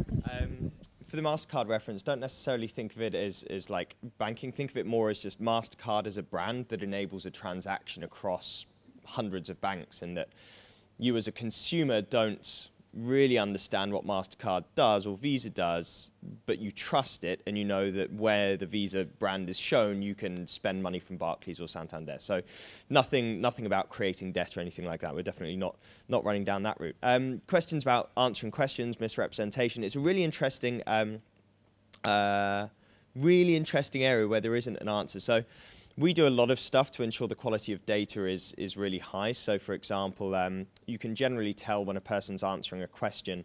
If they answer too quick, we'll stop them after answering a few because they're just kind of swiping through without reading them. But also, if they take too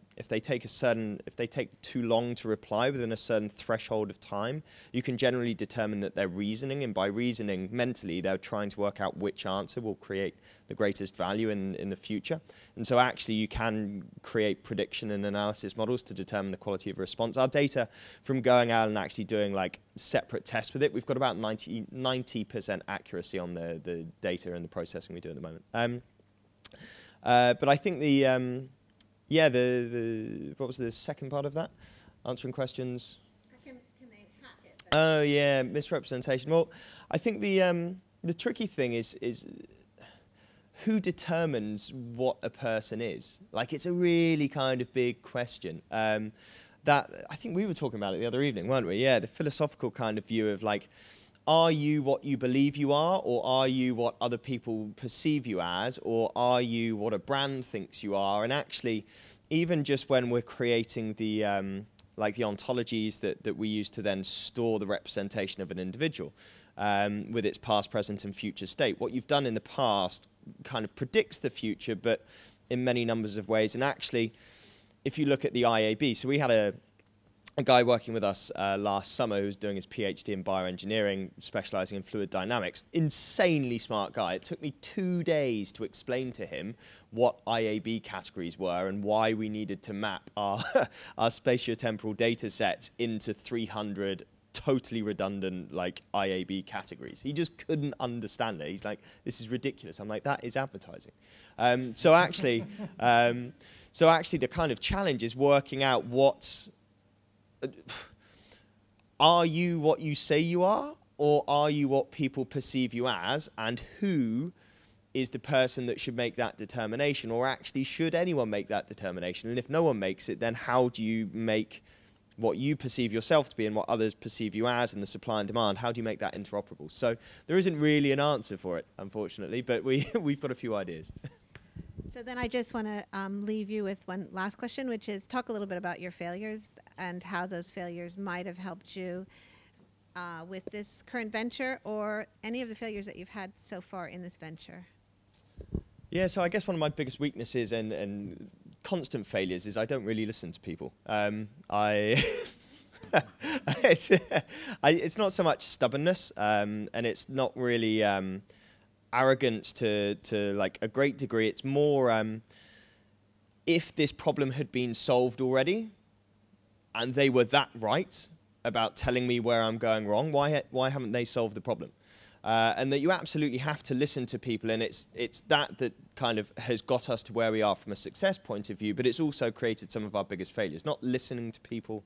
I'm really good at managing up, not managing down, so you put me in a big organization. I can sit around a room full of like 500 CEOs and everyone loves it, but managing a team is not my strength. And so my failures are really just my really hyper-focused, just get shit done, and not really trying to dwell too much on the stuff around the outside. So I know from that failure, one of the things that makes me successful is actually just having one or two very specific personality types around me to help kind of buffer that kind of weakness. Great, thank you. So next in the queue is Juliet, and then we're going to jump on to Barry. So I had a couple of questions. You were talking about these little bubbles that we create, and the thing that frustrates me more than anything is getting venture capital. You have to know somebody in order to get in the door at most of these VCs, and if you didn't go to those in the US, those same 3 or 4 schools, and you're not of the same age and gender, there's no chance. So you have obviously tried to address that problem. I'm curious about your curation of the network, because it sounds a little bit familiar in terms of like quotas. So when you go out and you curate, are you doing it based on, okay, there are 13% of the population who are Black, Afro-Caribbean, are there 51% who are women, and are you creating some problems as a result of your decision? You're creating these filter bubbles, which are obviously, you know, done with good intentions, but I'm kind of curious about the downside of that.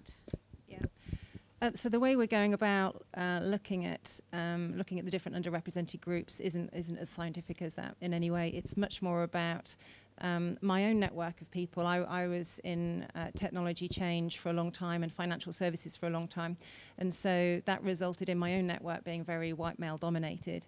And so it was really trying to broaden my own network, and so almost treating any good as an individual and thinking what networks does it need to start to engage with, and broadening it in a bit more of an organic way than having quotas. So it's much more thinking about like there's a great organisation called UK Black Tech, and so we engage with UK Black Tech to think, okay, so if we engage with these guys, then there are going to be some great professionals there.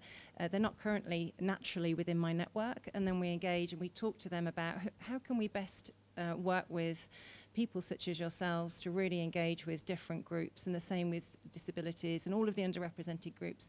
So we really just engage with the professionals across the groups that already exist, and try and do it organically from the professionals that are already there, rather than saying, oh, we've got to have this many women and this many disabled people and all of those kinds of things. It's much more about just engaging with the groups that already exist and opening the doors, because at the moment there's no way for them to find us or for them to engage with us. Great answer. I have another follow-up question, which is not really related to that.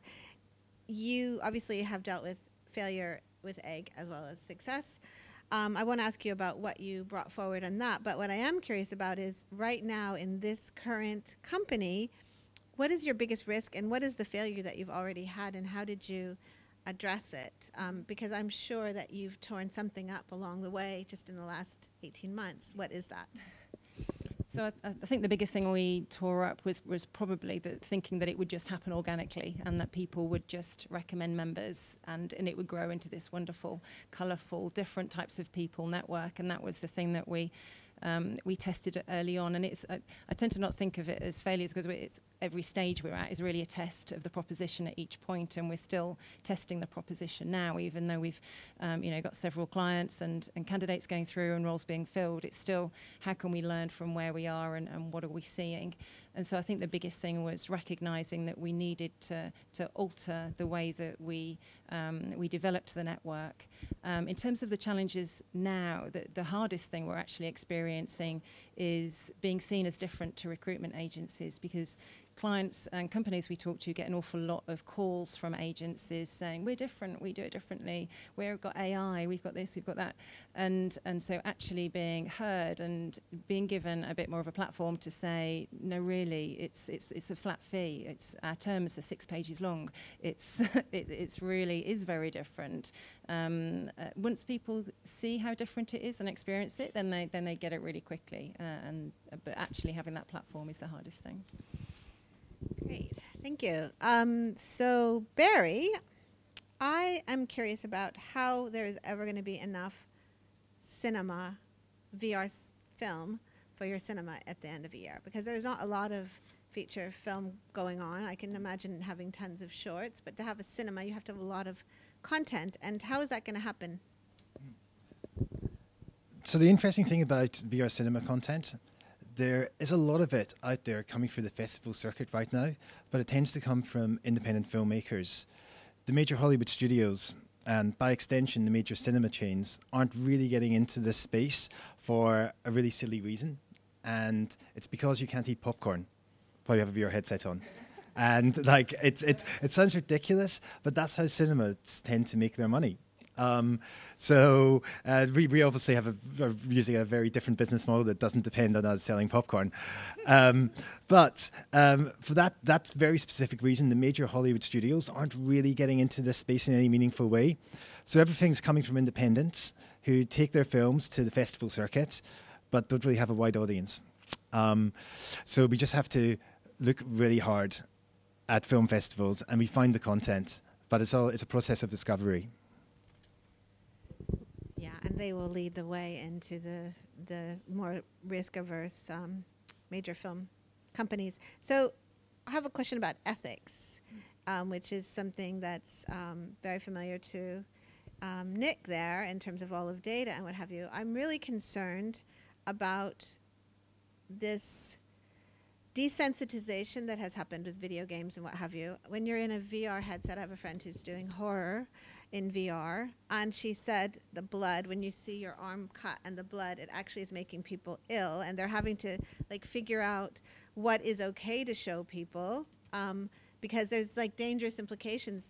Is everybody of sound enough mind that they can handle seeing their arm cut off and bleeding all over the ground? And what are you thinking about when you're going to be curating content? You're going to be, if you're successful in creating a distribution platform for all of this, you're going to be also having to think about, is what we're doing like, what is it,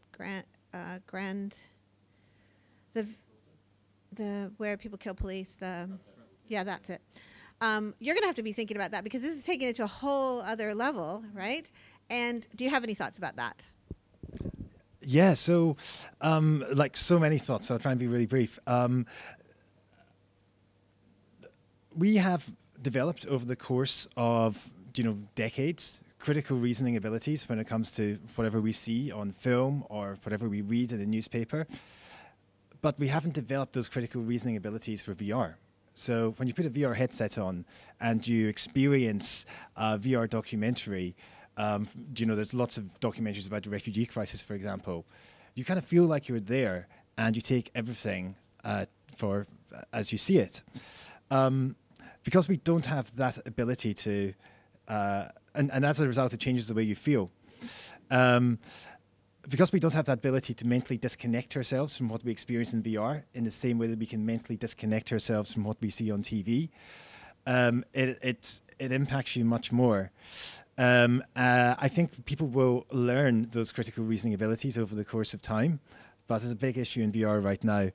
And further to your point about the content, you know, I think, you know, whatever we do at Vero will have a very hefty content warning before people come along to an experience. Over time, I think, we'll maybe need that less and less as people become more accustomed to it. Great. So now those are my burning questions. I'd like to open it up to you guys out there. Okay. You tell me the question. I'm going to repeat it for the live streaming.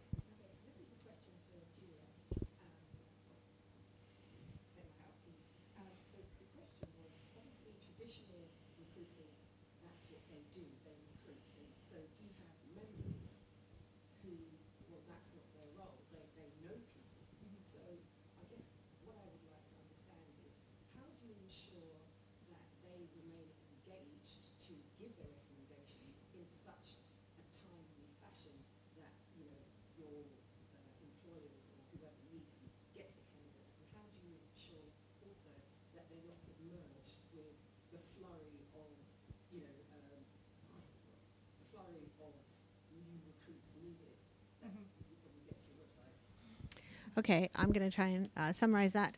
So the question is, how do you get members to engage in something that's not their normal job in order to do these recommendations?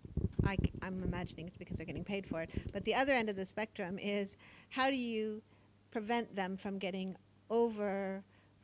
flooded with requests for recommendations and that kind of stuff? And I'm thinking productivity. As an employer of those people doing recommendations, are they going to spend all their time doing this job for commissions? Mm-hmm. I'm not sure if that's exactly it, but there's that in the question. Thank you. Yeah, it's a good question. It's one we had to think about in terms of the journey for members and how quickly it is that they can actually recommend a candidate. And one of the things that we did learn early on was we originally just had the online web platform that we went live with, and then we very quickly sped up and decided to deliver the mobile app. And what we were seeing was that members tend to, in the same way as people might check LinkedIn sort of before they go into work, on their commute, on the train, that's when we're seeing members actually utilising the platform. So when a role is put onto the platform, the members will get a notification via the app. And so they can just ignore that notification until there's a time when they really know that they want to put some time into it. Also, they can create a watch list. So if they see it, then they can just think, yeah, I do know somebody, I want to remember that one for later. So they can just highlight to say, yes, I'll put that one to one side and I'll contact the person later on. And so we're trying to create much more of a recognizing how people actually need to work during their day, and people do it so that they can earn the referral fee.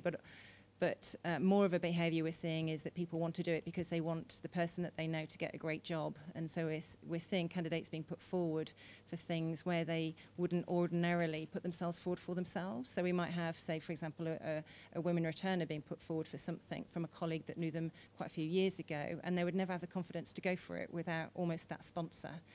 So the drive is much more about the member and the candidate relationship, really, than it is the money. And so, but in terms of the timing, we've put everything in place so that they can do it at a time that's good for them.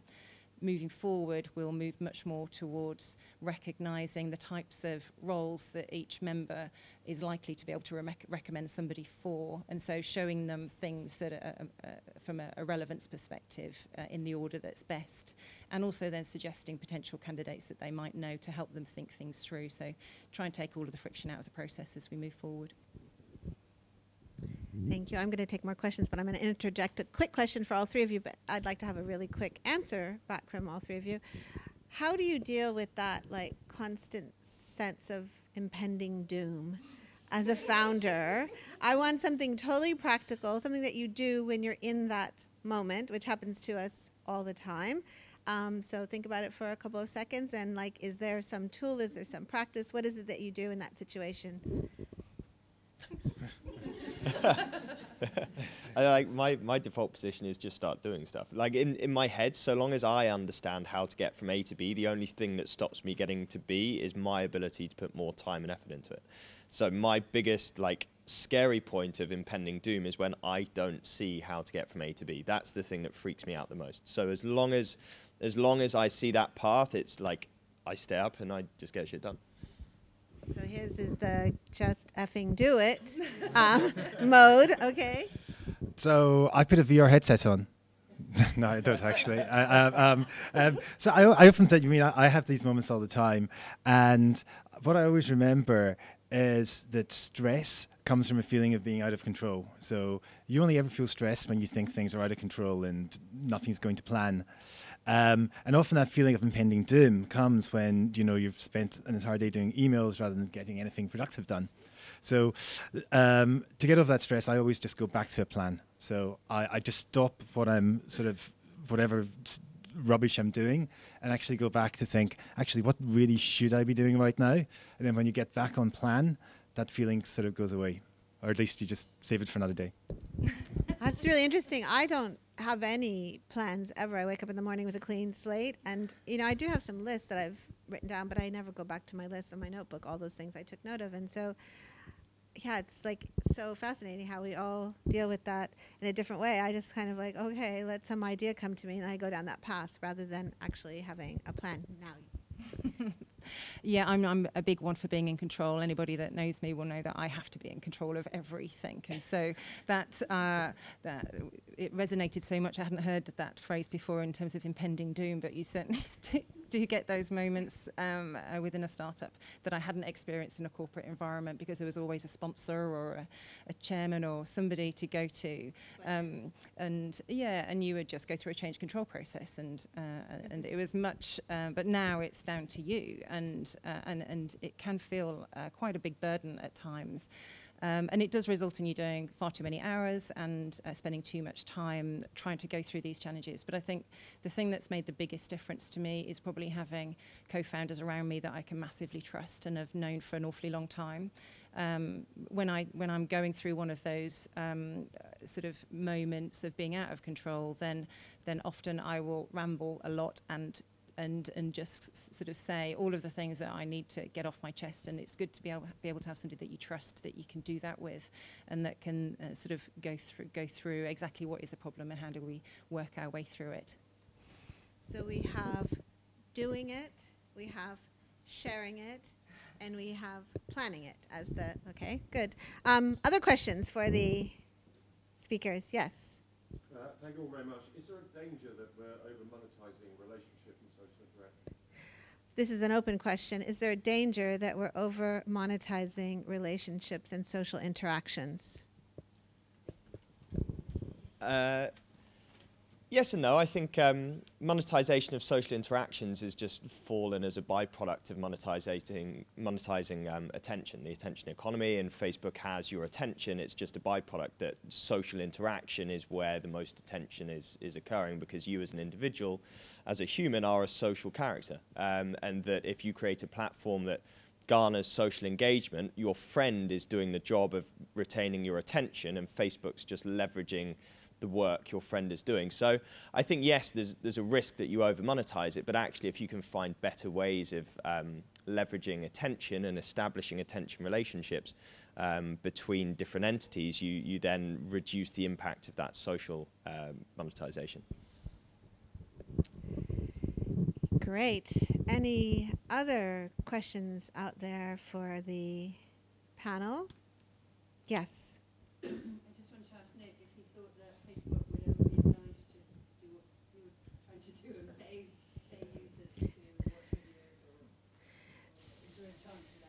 So the question is there any chance that Facebook is going to share the revenue with the members in a way that they can get paid? And I'm not going to answer the question for you, but I'm going to tell you my experiment with that. Nobody asked me.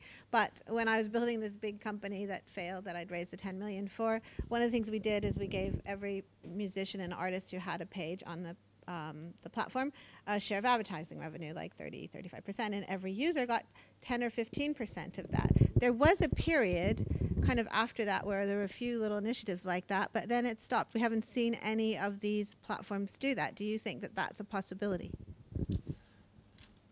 There is a really long answer for this. So firstly, so the abbreviated one is, so firstly, if Facebook came out tomorrow and said it was going to pay every user in the platform $1 per month, $12 a year, do you really think the shareholders are going to be willing to let Facebook shell out like $40 billion a year to their users? Probably not. So from a simple economics, I don't think so. They did bring up in the Senate committee hearings that Sheryl Sandberg had mentioned they might let people pay for an ad-free version of Facebook, which totally ignores the fact of where Facebook makes its money, which is like the future value that's resulted from the data. If you take Tesla, their head of product spoke at MIT a while ago and said they collected 780 million miles of driving data over an 18-month period. In that period, their market cap went up to the extent that each mile of driving data equated to about $2.36 of increase in market cap.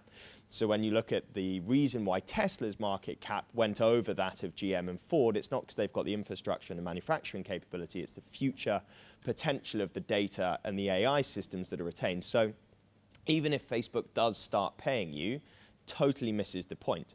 And I think the reality is that that is where Facebook may pop up and go, oh, hey, we'll do this today. And everyone will go, oh, that's great, we're all fine, we're all good. And actually miss the fact that like they are controlling every aspect of your life. And the final piece of that is when you actually apply definitions of like sovereignty and sovereign states, economy, political system, population, army, etc. And you actually then start to look at what Facebook has in terms of paying you, does that then actually become like state aid where you have universal basic income? UBI suggests that everyone's data has the same value. UBI is communism. Everyone is equal. Now that is just not the political environment that we live in. We're in a democracy. And that actually, whilst that seems like quite an extreme, when those 5 big tech companies actually have all the key criteria of being a sovereign state, and the only difference between the UK and Facebook in level of sovereignty is physical landmass, when you get to virtual reality and you have digital landmass, like what then is the world? Are we fast running into an environment where we are in like a communism society? It's an interesting kind of political question to be asked, but it's a long version of that. Well, I would say the answer to one of your questions is that Facebook is much bigger than the UK, and it doesn't have anything to do with landmass. So we do have 4 or 5 people who are the unelected kings of our planet, and the question is, are we going to, you know, have one of those revolutions that they cut off heads? But yeah, not a virtual head. So and he was talking about, Nick was talking about where everybody's treated equal, and I had that question about your fees. I platform for the more expensive roles rather than the cheaper roles, and so what you basically are doing is optimizing for the highest paid roles if the commission is the same for everyone. And why did you make that decision? So what we were looking at was where are recommendations really the most value, and it's really seemed to be for roles where they're at sort of management level, leadership level, and for other roles there are other ways of finding great candidates, and people can use job boards and all of those kinds of things. Whereas when somebody might use, for example, executive search or headhunters, recruitment agents, what we're looking at is really that where that recommendation is the thing that makes the biggest difference to somebody having a role, and where it makes a difference to the client. And so it tends to be for those roles where it's £50,000 and above, or on a contractor rate, sort of £500, £600 a day type roles. And those are the roles where we were finding recommendations being used more. And so what we wanted to do is to make it so that we would be still cheaper than anybody that was doing it at that level. And that's where we sort of pitched it, really. Great, thank you. So we have a couple more minutes, and then we're going to have until 11 to mingle, or so, or 10 to 11. Are there any more burning questions here? Okay, so I would like to know, who are you guys sitting there? Who's a founder? Okay, the people who are not founders, what do you do, just as an example? Shout out. What we know is that 3/4 of the people here are founders. What other kinds of people came to listen to this today? Consultants? Any other consultants in here? Okay. And that pretty much covers the whole range, unless there's something that I missed. So it's mostly founders. So founders, does anyone have like a burning issue that they have in their day-to-day like struggle of being a founder? Because it's probably the hardest job, other than being maybe like I don't know, Doctors Without Borders in places like Iraq. Being a founder is really hard. Are there any burning issues that you have this really amazing panel here that they might be able to help you with? Anyone have any thoughts about like the challenges that they're having, not the specific failures and things that you're screwing up in the morning, but anything like general issues that you'd like to know about? Okay, I think we're bringing it to a perfect close at 10:30. So I'd like to thank all of our wonderful panel and Lulu for having organized it, the amazing people at the back of the room who did all of the filming. And then I think there's a few other people who are part of her tribe, her Can I just team. add to that? So Amigo have done the live stream. So thank you very much to Amigo for always continually supporting Rip It Up. That's very, very kind. And Seth Roden, who is the copywriter and single-handedly supports me in all the write-ups that we do and have done and have published. And he blogs it all and then shares it with the speakers so they've got more content. So yeah, thank you very much to you, Shelley, for chairing. It was a bit of a change. I was disrupting, and I wanted a new chair to have a new face on the platform. So anybody who is loving chairing, let me know. And anyone knows of disruptors who are disrupting, let me know, because we're building the community and we hope to expand it and continue to expand.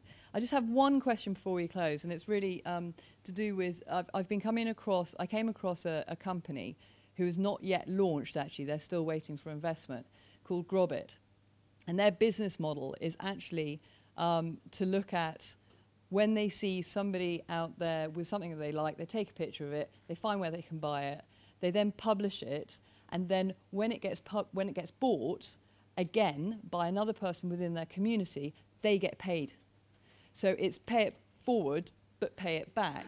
Now, what do you feel, Nick? I suppose it's more aimed at you with regards to display, advertising, disruption of media spend, because in that model, what's going to happen is the big brands are going to start paying influencer and the influencer market, which is communities that are growing. So actually, that is a shift.